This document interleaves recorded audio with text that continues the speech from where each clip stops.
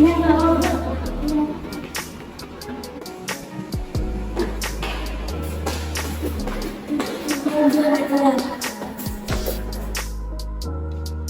Saya absen dulu ya. Ya, Bu. Fania Fadila, Hadir, Bu. Delia Sandra, Hadir, Bu.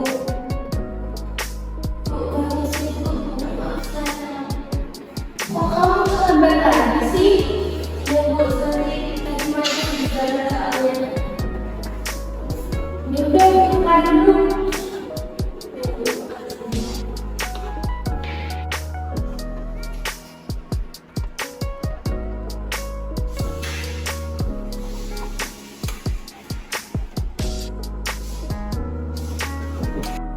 Ini dia anggota kelompok 6, Rahmawati Kumara Lalita, Nadia Sekar Pramudita, Dia Mifta Afia Tantri, Nindita Pratita Widya Stuti, Syafira Rahma Auliani. Halo, assalamualaikum semuanya. Di video kali ini, kami dari kelompok 6 akan melakukan roleplay terkait teknik-teknik dalam konseling. Dalam sesi konseling kali ini, contoh kasus yang akan kami perankan adalah seorang mahasiswa semester 4 yang mengalami stres akibat kesulitan membagi waktu karena mahasiswa tersebut berkuliah sambil bekerja. Nah, teknik-teknik apa aja yang ada dalam konseling? Lalu solusi apa yang akan diberikan oleh konselor? Yuk tonton videonya sampai selesai. Selamat menonton. Permisi Mbak, selamat siang. Selamat siang Mbak, ada yang bisa saya bantu? Jadi gini Mbak, saya ingin bertemu dengan konselor untuk membantu menyelesaikan permasalahan saya. Baik, sebelumnya saat ini konselor kami sedang melakukan konseling dengan klien sebelumnya, akan selesai sekitar 15 menit. Selagi menunggu, Mbak bisa mengisi identitas diri terlebih dahulu, akan saya bantu.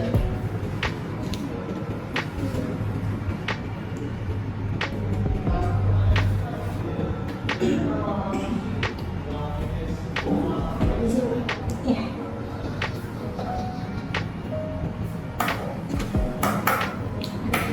Baik, Mbak bisa menunggu di ruang tunggu. Nanti akan saya antar ke ruang konselor. Baik, terima kasih Mbak. Terima kasih Mbak.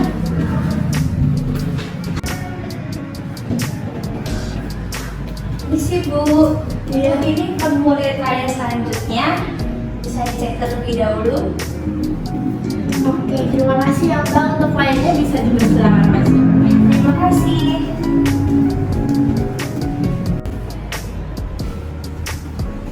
Mbak Dea, sekarang sudah terjadi Mbak Dea untuk melakukan konseling. Mari saya antar ke ruang konselor.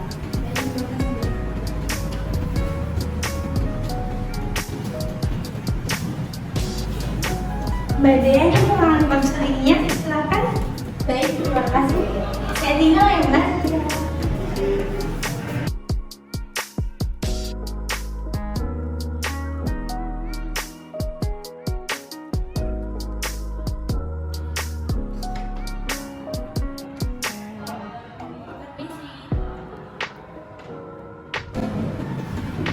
Iya, silakan masuk dengan Mbak Dia ya. Iya, saya ada Mbak. Iya, silakan duduk Mbak. Baik, terima kasih.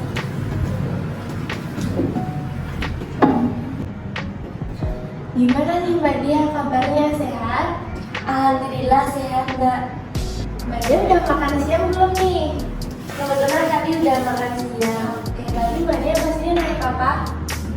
Tadi saya kesini naik motor. Macet banget nggak di jalanan? Iya, seperti jalan biasanya juga jalan Jogja, pasti ada macetnya dikit kan. Cuacanya panas banget ya Mbak ya? Iya, panas banget Mbak. Ya ampun. Yaudah, ini diminum dulu airnya. Makasih ya Mbak ya. Iya, saya minum ya.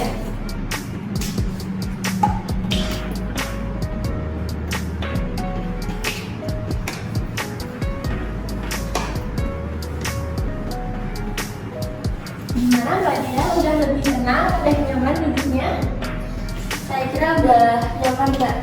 Oke, baik. Jadi sebelumnya izinkan saya untuk memperkenalkan diri dulu ya Mbak Dia. Jadi nama saya adalah Nindita Pratita. Mbak Dia bisa panggil saya Ibu, bisa panggil saya Mbak, atau terserah Mbak Dia mau panggil saya apa. Jadi saya adalah konselor di lembaga konseling, namanya itu Ruang Bercerita. Jadi lembaga ini sudah berdiri sejak tahun 2017. Nah, lembaga ini itu fokusnya untuk memberikan pelayanan pada pengembangan diri masa remaja dan dewasa awal. Nah, untuk contoh permasalahannya sendiri itu seperti klien yang masih bingung untuk menentukan jurusan, atau klien yang masih bingung untuk menentukan bakat dan minatnya, bisa juga klien yang tidak percaya diri, atau juga dengan masalah quarter life crisis seperti itu Mbak Dea. Nah, sebelumnya Mbak Dea tahu lembaga ini dari mana? Saya tahu lembaga ini dari internet sama ada ini rekomendasi dari teman. Oke, baik. Sebelumnya Mbak Dea udah pernah melakukan konseling atau belum? Belum sih Mbak, ini baru pertama kali saya akan melakukan konseling. Oke, baik. Karena ini pertama kali Mbak Dea melakukan konseling ya, jadi izinkan saya untuk menjelaskan terlebih dahulu terkait apa itu konseling.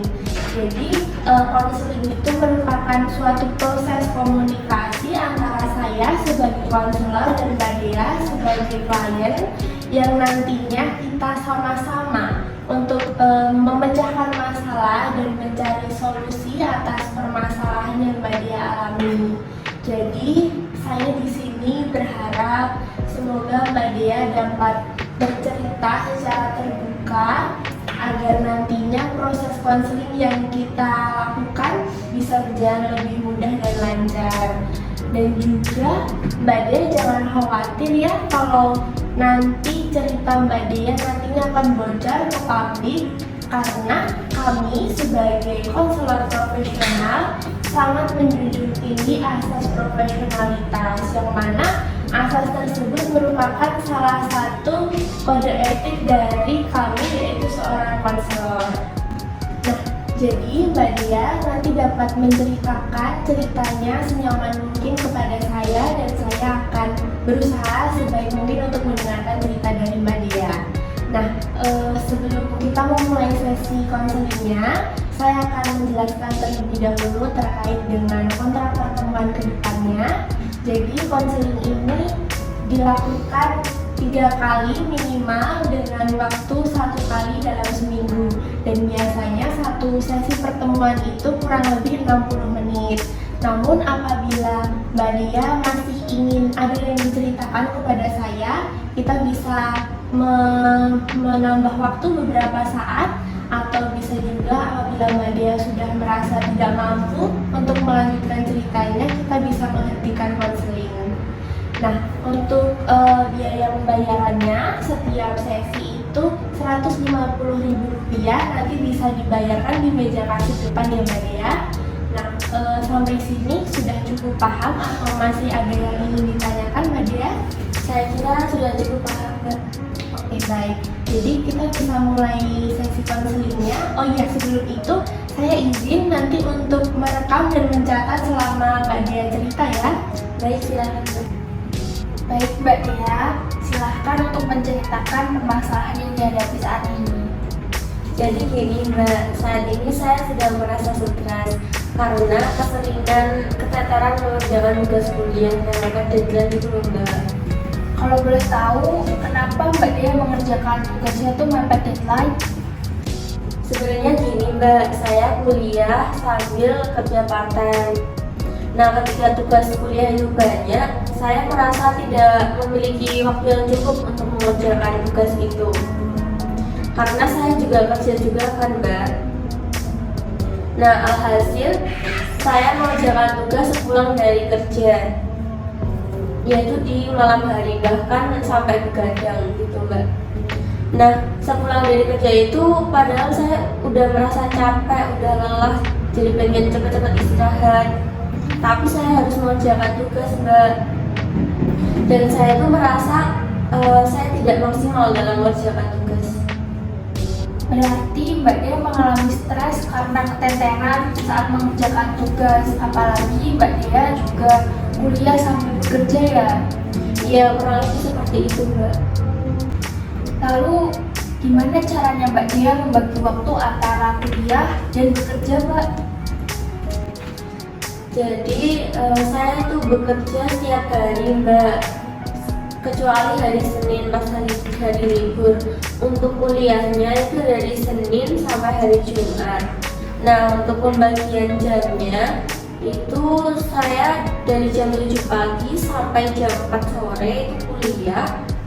Nah, sepulang kuliah saya langsung bekerja dari jam 5 sore sampai jam 10 malam. Bahkan terkadang saya jam 11 malam itu baru sampai rumah. Nah, setelah sampai rumah itu saya udah ngerasa capek gitu loh, Mbak, pengen cepat-cepat istirahat. Padahal di situ saya juga belum mengerjakan tugas. Pasti berat ya Mbak Dia, harus mengerjakan tugas dan setelah kuliah juga harus bekerja. Apalagi Mbak Dia juga mengorbankan waktu istirahatnya. Iya, Mbak, saya merasa berat karena ada 2 beban yang harus saya tanggung sendiri, Mbak.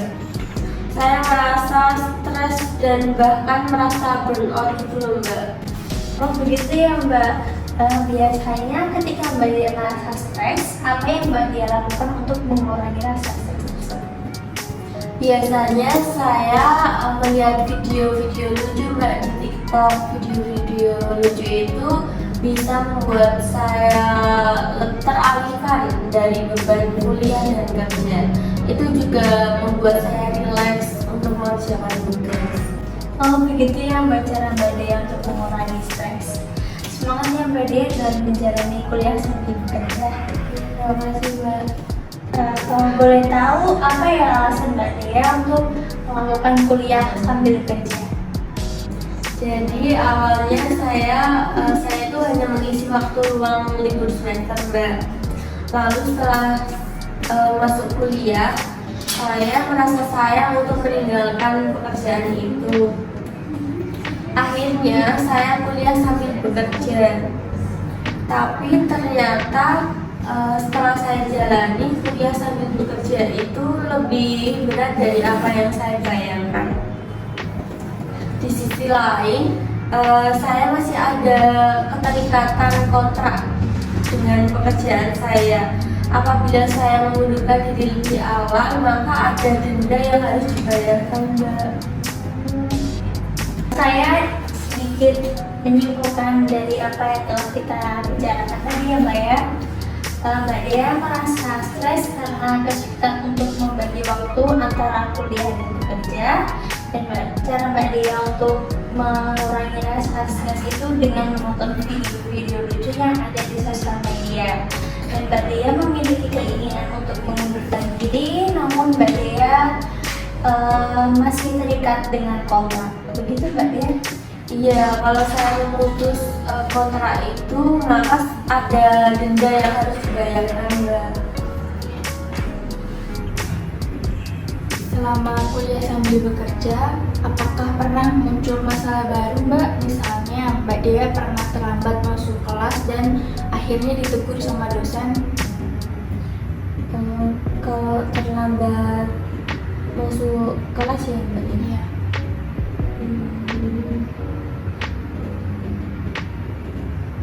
Kayaknya pernah, Mbak, waktu itu. Jadi saya itu kan kebetulan rumahnya jauh dari kampus. Nah, malamnya udah capek kerja, terus kadang suka telat gitu baunya. Jadi mau OTW ke kampus, jadi sampai harus telat. Jadi aku itu pernah ditegur dosen akhirnya. Terus selain itu, kalau di kelas itu saya juga kurang fokus gitu, Mbak. Kayak penjelasan dosen tuh kadang cuma lewat aja. Terus jadinya materi-materi yang disampaikan jadi kurang paham gitu. Kalau yang masalah di kerjaan ini saya juga waktu itu pernah ditegur atasan juga karena ada kerjaan yang kurang beres itu karena saya nggak fokus kerja gitu Mbak. Setelah ditegur, bagaimana perasaan Mbak Dea? Apakah merasa sedih, down, atau bagaimana Mbak? Kalau down itu sudah pasti down ya Mbak ya, karena gimana ya, kita nggak bisa maksimal gitu di kerjaan sama yang di kampus kayak gitu-gitu Mbak. Kelihatannya Mbak Dea merasa sedih sekali ya Mbak. Memangnya dari kuliah sambil bekerja ini bagaimana perasaannya Mbak Dea? Apa yang Mbak Dea rasakan? Apakah lebih sering merasa sedih atau ada hal baik, hal menyenangkan yang Mbak Dea rasakan?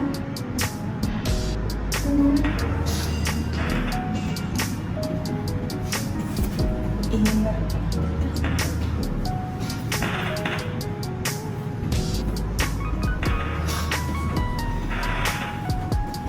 Bagaimana Mbak, bisa lanjut cerita? Bisa lanjut sampai Iya, silakan.